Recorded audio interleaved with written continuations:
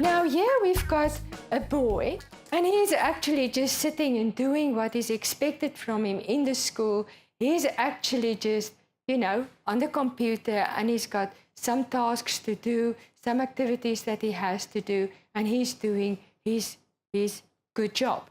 Now, what we don't know is that inside him, there is an invisible suitcase.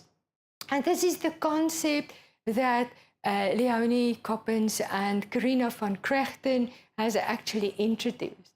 And that is that each traumatized child is attending school with an invisible suitcase. And that is really a problem, because if something is invisible, we don't really, know it is there, and we cannot really see it. And that can really cause quite a lot of problems.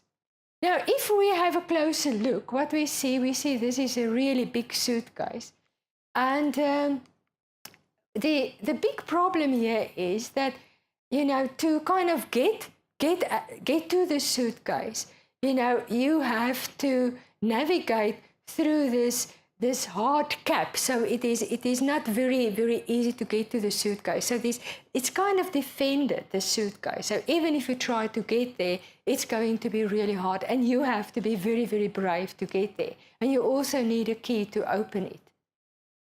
So we would all have preferred to just say to the child, listen, you've got an invisible suitcase. So when you come into school today, this is the cupboard for the invisible suitcases. If you can just pack it down there, that's good, right? Thank you. So sit down, and without your invisible suitcase, just do the work that I ask you to do. I would have loved that to happen. That would have been great, isn't it? And I guess all of you would have loved it.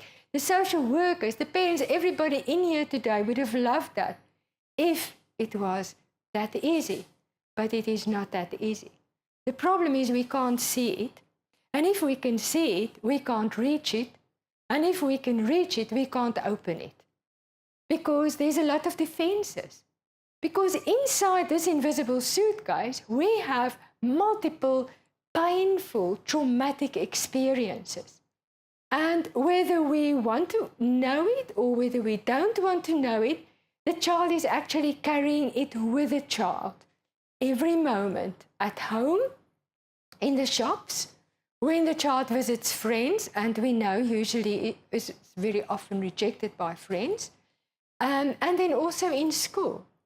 Now, school particularly has got a really big problem, because school is there with a specific curriculum, with specific targets, and the area of the brain that school is absolutely dependent on working is the cortex, that is the thinking brain.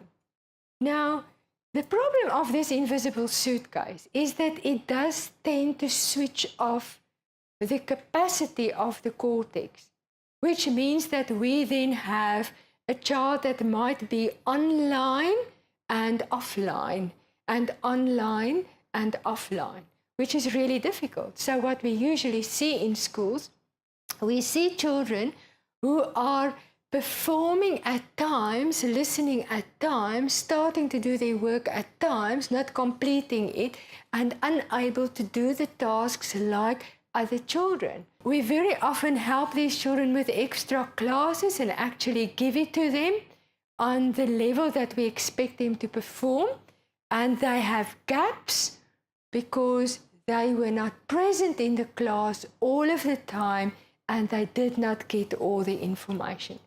So you see, the problem with this invisible suitcase is actually, it is not only present in terms of difficult behaviors, it's also present in terms of stealing the children's capacity for focused external concentration.